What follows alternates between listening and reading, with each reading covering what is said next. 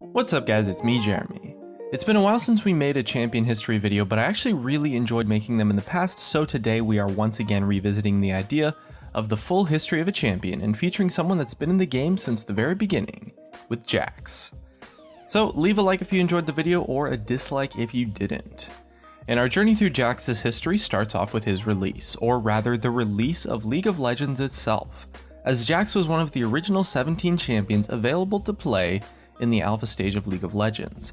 That was over 7 years ago, back on the 21st of February 2009.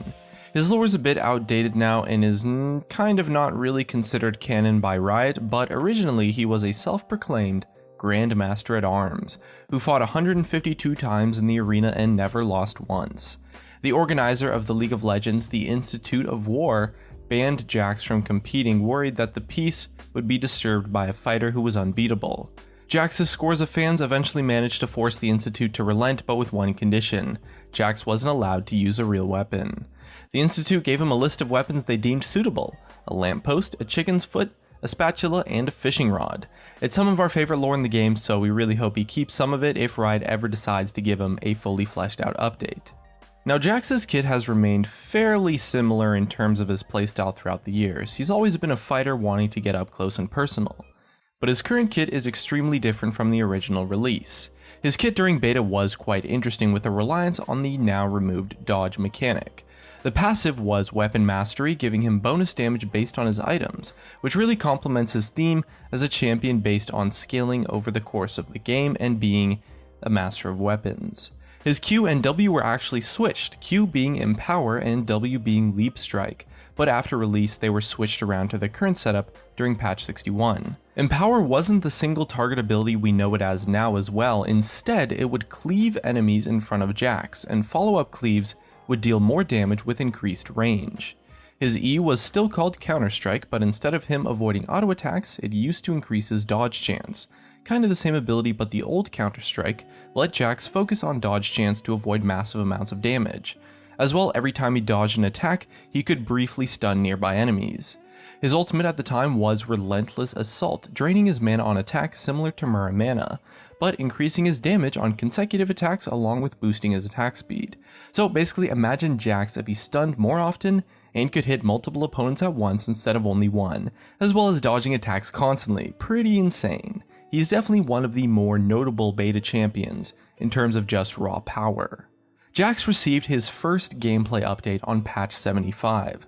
His passive was reworked to increase his health based on how much attack damage or ability power he had from his items, probably an attempt to tone down his damage a little bit, but give him a little bit of a trade-off in tankiness.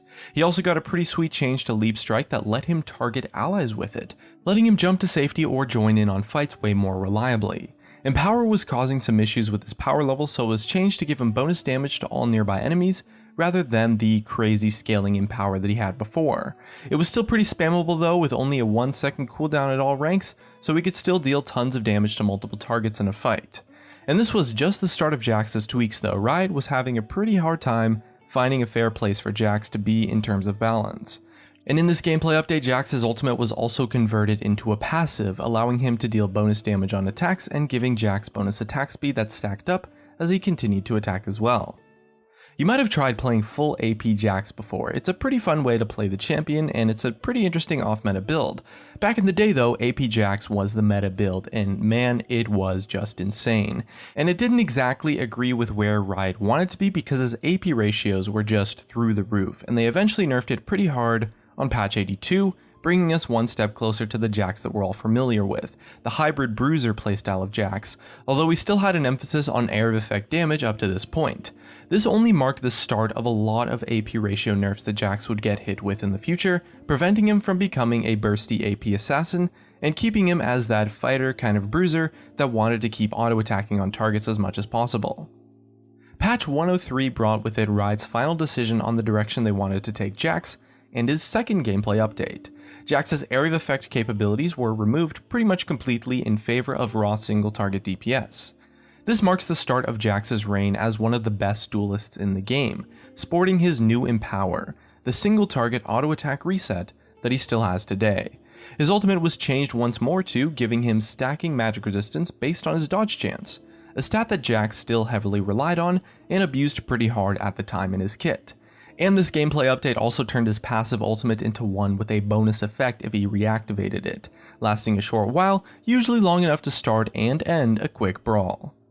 Jax wasn't safe from changes yet though, as Riot eventually decided that dodge was a stat that they wanted to remove from the game, believing that it was relatively anti-fun to play against, so it was phased out over a period of time that began on patch 124.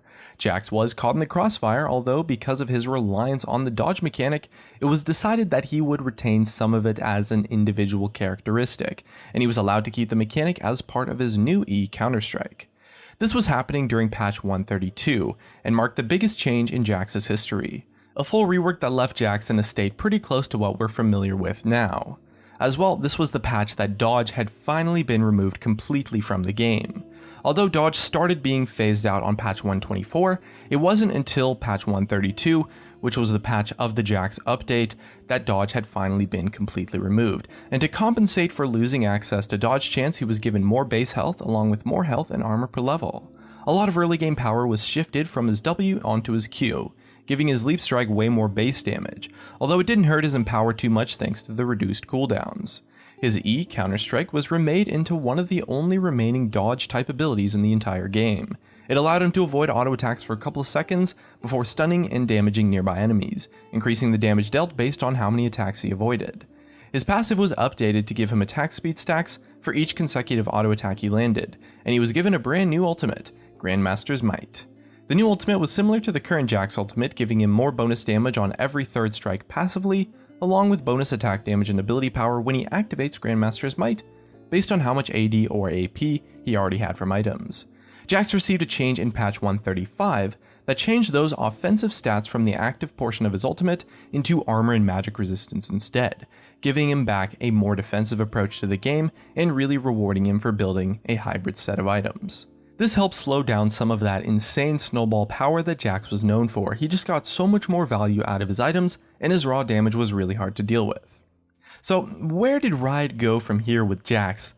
Well, the answer is actually pretty much nowhere. The third gameplay update was one of the most successful reworks in the history of League of Legends actually. Jax would go on to be completely unchanged for almost 2 seasons straight, not a single buff or a nerf. And not once was he too powerful or too weak during that time. He became a staple top laner throughout this time, one that every aspiring top main should learn to play, even if he wasn't necessarily strong enough to pull it out in every matchup. The changes that did eventually come 2 years later were all extremely small ones too. Riot was happy with both his power and the way Jax felt to play, so they didn't want to risk damaging that balance with random changes. The first change was actually a global change as a result of nerfs to armor runes, so it honestly kind of doesn't even count. And this change saw him getting a tiny buff to his starting armor stat to compensate alongside pretty much every other champion in the game that received the same thing. No champion stays without small tweaks forever though, as the rest of the game is still evolving and item buffs and indirect changes can make a champion more or less powerful by itself, but the fact that Jax was completely unchanged, not a single buff or nerf, not even minor ones for about 2 years, just really speaks to the volume of how truly successful that third Jax rework actually was. And it's definitely one of the underrated updates that happened in League of Legends. In fact, it might be one of the best reworks to have ever happened. Eventually though, Jax was hit with a few minor stat nerfs as a result of other changes in the game on patch 4.11, including his base health, health per level, and armor. He was just a little bit too strong early on for such an amazing scaling champion and had become quite a dominant pick in the meta. He kind of fell back into the numbers game from Season 3 onwards. Riot had settled on his final kit, and now it was just a case of maybe tuning him occasionally to keep him in line. Patch 4.21 saw an improvement to Counter-Strike, lowering the cooldown at all ranks, so that a player with good timing could really make the most of it and help him survive tough lanes with the lower resistances from his previous change. His ultimate was also tweaked a little bit at this point, taking away some of the base magic resist increases on activation, along with reducing his base armor increase, although it did raise the AD ratio slightly to reward focusing on attack damage builds. And once again, Jax was in a really solid place balance-wise. He saw no updates at all until halfway through Season 5, when his age was starting to show a bit. Jax's kit is relatively simple, and a lot of the new champion releases feature new mechanics and strengths that Jax needed raw numbers to deal with. He received a few minor buffs over the patches in Season 5 to help him survive and scale up. the first being on patch 5.12 with a buff to the magic resistance and armor given by his ultimate at all ranks. This increased both stats by 10, 15, and 20 per each rank respectively, which is actually quite a big improvement and really solidified his ultimate ranks as his core power spikes outside of his item purchases. His Counter-Strike mana cost was also reduced in the early game on patch 5.17, as picking Jax into certain lanes was almost guaranteed to end badly. Ranged poke champions were starting to gain popularity and Jax really needed a way to deal with those threats, and the reduced mana cost meant he could use his Counter-Strike defensively or offensively more often without needing to worry as much about running out of resources, but it still wasn't far enough. Jax then received a change that was focused on improving his early game a little bit, a bump up to his base mana and a reduction to his mana growth per level on patch 522.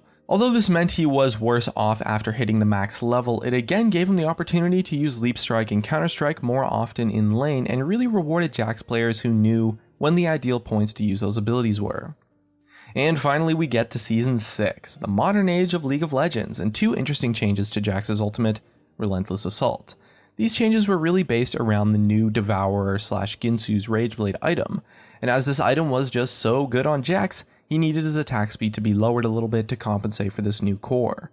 Patch 6.3 decreased his attack speed per stack for each level of his ultimate, but he was given a new cap of 8 stacks instead, rather than 6.